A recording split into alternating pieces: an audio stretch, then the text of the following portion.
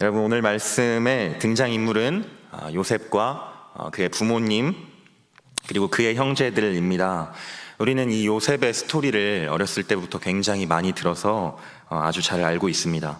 요셉은 형들에게 미움을 받았고, 그래서 형들이 아버지 몰래 요셉을 애굽의 노예로 팔아버렸다. 그래서 요셉은 보디발이라는 장군의 집에서 일하는 노예가 되었고, 그곳에서 보디발의 아내가 유혹했으나 나는 하나님 앞에서 그런 죄를 지을 수가 없습니다 하면서 거절한 정직한 사람이다.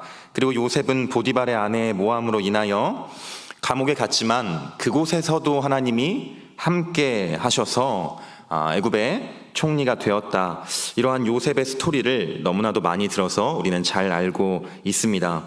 그리고 이러한 요셉의 스토리를 통해서 우리는 요셉을 그 이름을 떠올릴 때면 좋은 사람이다 이렇게 생각합니다. 요셉은 하나님이 함께 하신 형통한 사람이었고, 또 정직한 사람이었고, 착하고 좋은 사람이다 이렇게 생각해요. 여러분, 우리는 성경의 모든 인물들에 대하여 가끔은 지나치게 좋게 생각하는 경우가 있는 것 같습니다. 마치 우리와는 다른 사람, 우리가 범접할 수 없는 그러한 모범적인 사람으로 여기고 생각하기도 한다는 것입니다. 예를 들어서 아브라함은 믿음의 사람이야, 믿음의 조상이야, 그의 믿음에 비하면 우리는 어림도 없어. 혹은 오늘 말씀에 이 요셉을 보면서 요셉은 정직한 사람이고 또 하나님이 함께 하신 사람이야, 마치 우리랑은 비교도 할 수 없는 그런 의인처럼 성경의 인물들을 생각하기도 하는 것 같습니다. 그런데 성경의 스토리들을 좀 더 자세하게 우리가 살펴보면요, 많은 성경의 인물들은 우리의 기대를 깨어버리는 그러한 모습들, 정직하지 못한 모습들, 또 하나님을 의심하고 또 화내고 어떤 죄 짓는 이러한 연약한 모습들을 보여줍니다. 오늘 말씀에 이 요셉도 마찬가지입니다. 여러분, 2절 말씀을 보시면 요셉은 자신의 형들이랑 함께 양을 치고 있었습니다. 그런데 일을 하다가 이제 형들이 잘못하는 것을, 형들의 잘못을 본 것 같아요. 그래서 그것을 보고 아버지한테 가서 이릅니다. 그래서 제가 방금 말한 것처럼 이 요셉을 우리랑은 범접할 수 없는 그런 의인처럼 그렇게 생각하는 사람들은 정직한 요셉이 형들의 어떤 부정부패를 아버지에게 고발한 것이다, 이런 식으로 이 말씀을 해석하기도 합니다. 그러나 이 말씀은 부정적인 의미로 봐야 합니다. 예를 들어서 남매가 있었습니다. 그런데 오빠가 오늘 해야 될 숙제가 있는데 그 숙제를 안 하고 펑펑 논 거예요, 하루 종일. 그리고 이제 아버지가 집에 퇴근하셔서 들어오시는데 여동생이 쪼르르 달려가서 부모님에게 이러는 거예요. 아빠, 오빠 오늘 공부 하나도 안 하고 숙제도 안 하고 놀기만 했다. 그러면 여러분, 이 행동 정직한 행동일까요? 그렇지가 않죠. 오빠가 숙제를 하지 않은 것은 분명 잘못이지만, 그러나 동생이 오빠의 잘못을 달려가서 이른 행동은 정직한 행동이라고 볼 수가 없는 거예요. 왜냐하면 여동생의 마음이 아빠한테 이렇게 말하면 우리 오빠가 혼나겠지, 이러한 마음이었기 때문입니다. 마찬가지로 요셉이 지금 형들의 잘못을 아버지에게 말했다는 것은 이러한 부정적인 의미입니다. 그러니까 형들이 요셉을 볼 때는요, 쟤 뭐지? 쟤 왜 저러지? 하는 그런 마음이 들었을 거예요. 굉장히 얄미웠을 거예요. 그리고 안 그래도 얄미운 동생 요셉인데 아버지는 특별히 이 요셉을 사랑했다고 말씀합니다. 그래서 3절 말씀해 보시면 이스라엘이 여러 아들들보다 그를 더 사랑함으로 라고 말씀합니다. 그러니까 지금 아버지 야곱이 다른 모든 아들들보다 요셉을 더 특별히 사랑했다는 거예요. 그래서 요셉에게만 채색 옷을 지어줍니다. 그런데 여러분, 제가 한 책을 봤는데 그 책에서는 이 채색 옷이 집안에서 가장이랑 장남만 입는 옷이었다, 또 채색 옷은 왕족이 입는 옷이다, 이렇게 말하더라고요. 그러니 원래는 채색 옷이 집에서 가장인 우리 아버지 야곱과 장남인 형 르우벤한테 갔어야 맞는 것 같습니다. 그런데 아버지가 요셉을 너무나도 사랑한 아버지, 이 요셉에게 채색 옷을 입혀주신 거예요. 장남에게 주지 않고. 요셉의 위로는 무려 10명의 형이 있었지만 그 형들을 다 제치고 요셉이 이 채색 옷을 얻었더라. 아버지의 사랑을 독차지했더라 하는 것입니다. 그러니 당연히 요셉의 형들은 이 요셉이 미울 수밖에 없습니다. 아버지한테 우리 잘못을 그렇게 쪼르르 가서 이르는 얄미운 동생이 아버지의 사랑마저 지금 독차지했습니다. 그래서 장남도 아니고 둘째도 아니고 무려 11번째에 속하는 요셉에게 아버지는 채색 옷을 주셨습니다. 그래서 4절 말씀을 보면 이렇게 말씀합니다. 그의 형들이 아버지에게 형들보다 그를 더 사랑함을 보고 그를 미워하여 그에게 편안하게 말할 수 없었더라. 아멘. 요셉과 형들의 관계가 불편했다는 거예요. 그런데 어느 정도로 불편했냐면 형들이 요셉에게 편안하게 말할 수 없었대요. 가족인데도 불구하고, 형제인데도 불구하고 형들이 요셉에게 편안하게 말할 수 없을 정도로 지금 형들과 요셉의 관계가 틀어져 있었다, 안 좋았다 하는 것을 보여주고 있습니다. 그런데 요셉은 굉장히 눈치가 없는 사람 같습니다. 분명히 형들의 잘못을 자신이 일러 바쳤잖아요. 그리고 아버지가 자신을 특별히 사랑하잖아요. 그래서 지금 현재 형들이 자신에게 편안하게 대하지 않는단 말이에요. 불편하게 대한단 말이에요. 그래서 사이가 틀어져 있단 말이죠. 그러니 우리가 눈치가 조금만 있으면 기류라고 해야 될까요? 공기라고 해야 될까요? 좀 나한테 내가 잘못했나? 이런 것을 느낄 텐데 요셉은 얼마나 눈치가 없는지 형들에게 또 쪼르르 달려가서 또다시 꿈 얘기를 합니다. 그런데 이 꿈은 어떠한 내용이냐? 밭에 요셉과 요셉의 형들이 있었는데 곡식에 단을 묶었더니 내 단만 일어서고 형들의 단이 내 단을 둘러서서 절했다는 거예요. 저는 솔직히 말씀을 여기까지 이렇게 보고 아무리 눈치가 없어도 이제는 알아야 되는 것이 아닌가. 이제는 형들이 나를 미워하고 싫어하고 그래서 나에게 편안하게 대하지 않는다는 것을 느껴야 되는 것이 아닌가 이렇게 생각했습니다. 왜냐하면 오늘 본문의 요셉은 어린 나이가 아니기 때문이에요. 요셉의 나이는 무려 17살입니다. 당시의 남자 나이 17이면 어른이죠. 아버지한테 일도 배워서 할 줄 알고 장가도 가는 그런 나이에 해당합니다. 그런데 요셉은 눈치도 없이 또다시 꿈을 꾸고 형들을 찾아가는 것입니다. 분명 앞서서 사건들을 통하여 형들과 나와의 관계가 불편하다 어느 정도 느낄 텐데 사람이라면 분명히 이 분위기를 우리가 느끼잖아요. 근데 요셉은 인지하지 못한 것 같습니다. 그래서 또 형들을 찾아가서 자기가 꾼 두 번째 꿈에 대해서 얘기하는 거예요. 이 자리에는 아버지 야곱도 있었습니다. 부모님까지 다 있는 자리에서 말한 야곱의 두 번째 꿈은 무슨 내용이냐? 내가 꿈을 꿨는데 해와 달과 11별이 나에게 절하더라 하는 것이었습니다. 즉 아버지와 어머니와 자신의 형제들이 자신에게 절하더라 하는 거예요.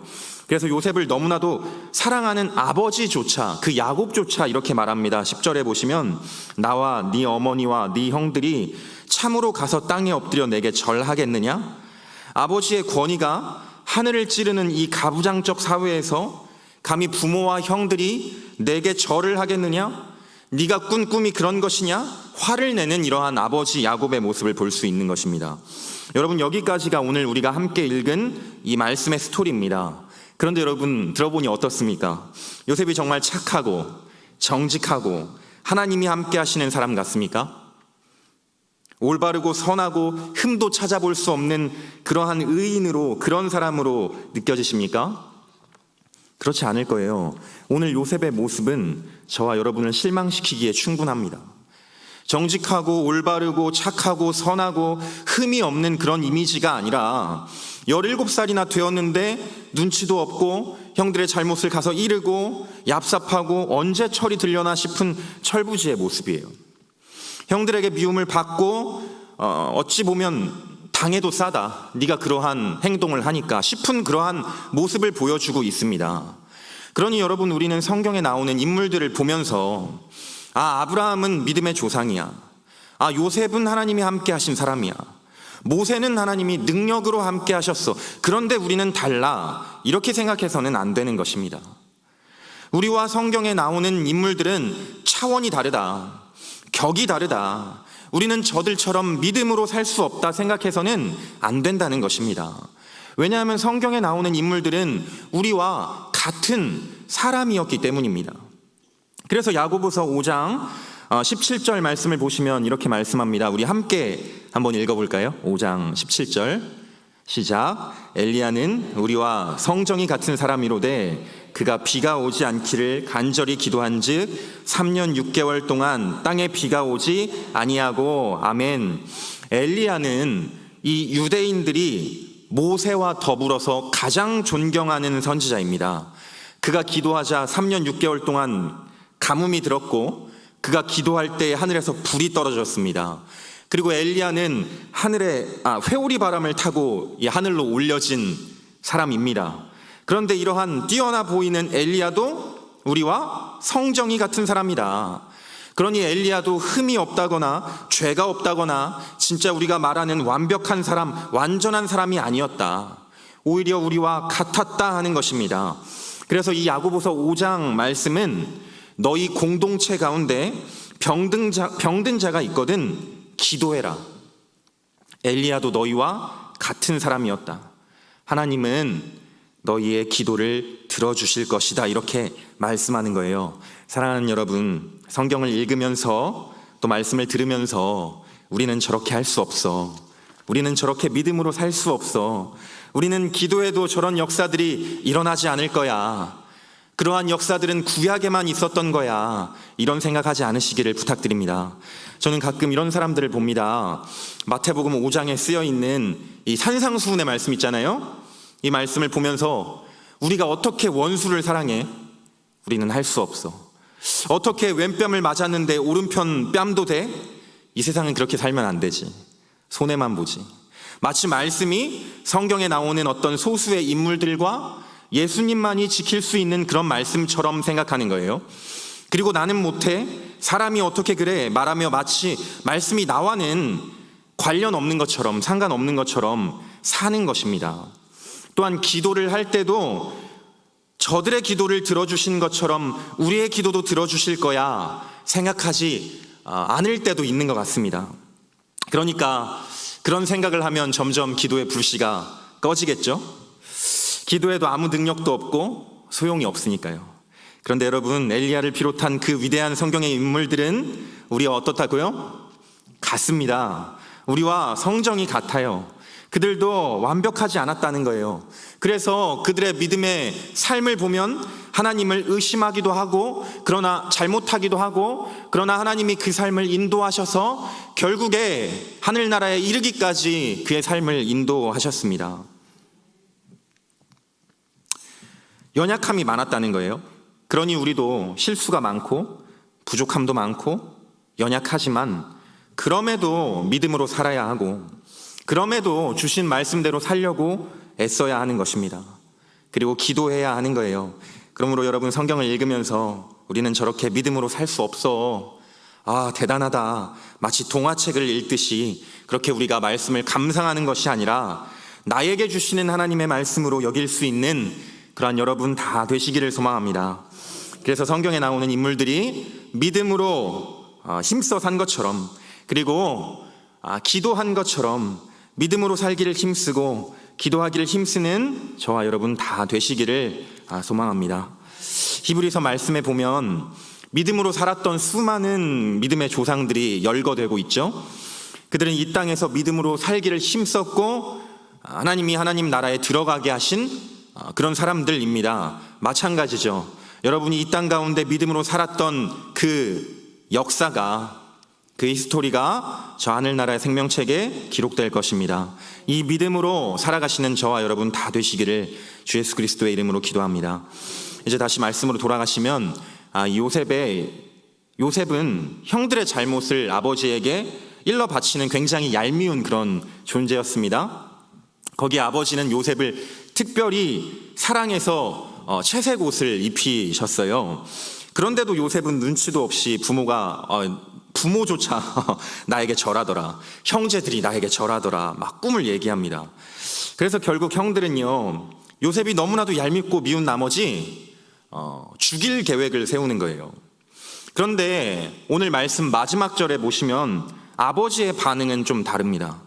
마지막 절 11절을 보시면 아버지 야곱은 이 형들의 반응과는 달리 요셉의 이 말을 간직해 두었더라 이렇게 말씀하고 있어요.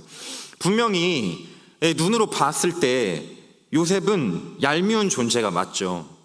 어떻게 감히 부모님이 그리고 형들이 다 나에게 절한다고 말해요. 매우 예의 없고 건방지고 그러한 사람이죠. 그러니 형들이 요셉을 미워한 거예요. 어떻게 보면 마땅한 겁니다. 미움을 받는 것은. 그래서 형들은 시기하고 질투하고 미워하는 마음에서 그치지 않고 죽일 계획을 세우는 것이죠. 그리고 실제로 그것을 행동으로 옮기잖아요. 그래서 이 말씀을 읽는 저희조차도 근데 요셉이 잘못했네, 눈치가 참 없었네, 좀 당해도 싸다, 그런데 죽일 것까지는 없지 않나? 이런 생각을 하게 되는 말씀인 것 같아요. 그런데 아버지 야곱은 이렇게 미워하는 것이 더 당연해 보임에도 불구하고 너 그런 말 하면 안 돼, 혼내긴 하지만 요셉이 했던 그 말을 가슴 깊은 곳에 간직해 두었습니다. 그래서 여러분 어떻게 됩니까? 시간이 지나서 하나님의 은혜를 깨닫게 되는 거예요. 요셉이 애굽의 총리가 되고 야곱과 온 가족이 요셉에게 은혜를 입어서 나중에 절하게 되었을 때, 구원을 입게 되었을 때 그제서야 깨닫게 되는 거예요. 요셉이 과거에 꿈 얘기를 했었지, 부모와 형들이 다 나에게 절하더라 얘기했었지, 오늘 하나님이 내 아들 요셉을 통해서 우리를 구원하시려고, 우리에게 은혜를 주시려고 그 놀라운 하나님의 계획을 말씀하신 거구나, 미리 알려주신 거였구나, 시간이 지나서 이렇게 깨닫게 되는 것입니다. 여러분, 우리도 마찬가지입니다. 우리에게도 시간이 지나야만 깨닫게 되는 하나님의 은혜들이 있습니다. 어찌 보면 시간이 지나야 깨닫게 되는 하나님의 은혜들이 지금 당장 보게 되는 하나님의 은혜보다 훨씬 더 많은 것 같습니다. 시간이 좀 지나봐야 하나님이 그때 나를 향한 이러한 계획이 있으셔서 내 삶을 이렇게 인도하셨구나, 그때 그 말씀을 주신 것이 이런 뜻이었구나 깨닫게 되는 이러한 은혜가 있는 거예요. 그래서 여러분, 지금은 이해되지 않는 수많은 일들이 우리의 삶에 있습니다. 왜 이러한 사람들을 만나게 하셨는지, 왜 나를 이곳에 보내셨는지, 왜 이러한 고난을 당하게 하시는지, 왜 이러한 고통을 허락하시는지 지금은 이해할 수 없는 수많은 우리 삶의 문제들이 있어요. 그러나 그러한 삶의 문제들 가운데서 하나님의 뜻이 있으시겠지. 지금은 왜 이런 상황을, 왜 이런 고난을 나에게 주셨는지 모르겠지만 나를 향한 하나님의 뜻하신 계획이 있으시겠지 하며 나아갈 때에 하나님이 깨닫게 하시는 그러한 은혜들이 있는 것입니다. 그러므로 여러분, 매주 선포되는 하나님의 말씀을 여러분의 가슴 깊이 새겨두시는 여러분 되시기를 소망합니다. 이해할 수 없는 나의 문제들 가슴 깊이 새겨두시기를 소망해요. 그리고 기도로 나아가시기를 부탁드립니다.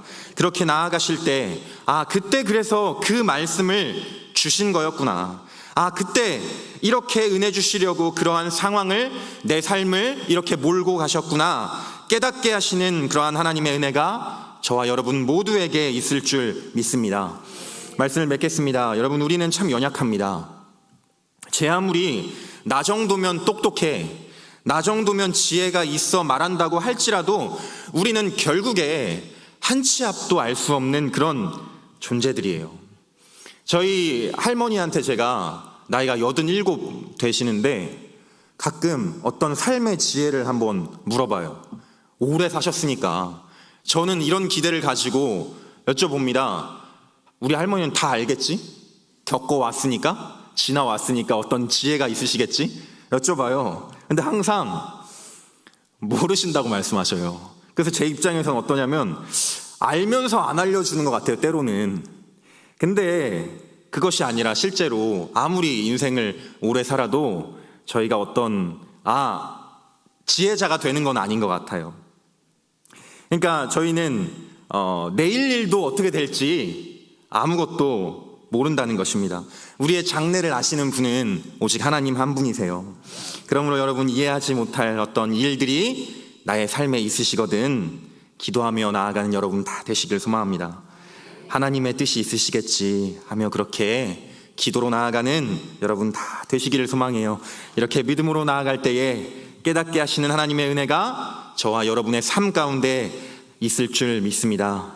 그래서 오늘 말씀처럼 하나님의 말씀을 내게 주신 말씀으로 그렇게 받으시고, 그래서 지켜 행하기를 힘쓰시고, 또 기도할 때도 하나님이 응답하실 줄로 믿고 기도하며 나아가는 그런 여러분 다 되시기를 소망합니다. 또한 내 삶에 이해되지 않는 그러한 일이 있으시더라도 형들의 반응처럼 부정적인 반응으로 나아가는 것이 아니라 하나님의 뜻이 있으시겠지, 내가 깨닫길 원하는 하나님의 어떤 은혜가 있으시겠지 하며 믿음으로 나아가는 저와 여러분 다 되시기를 주 예수 그리스도의 이름으로 기도합니다. 기도하시겠습니다.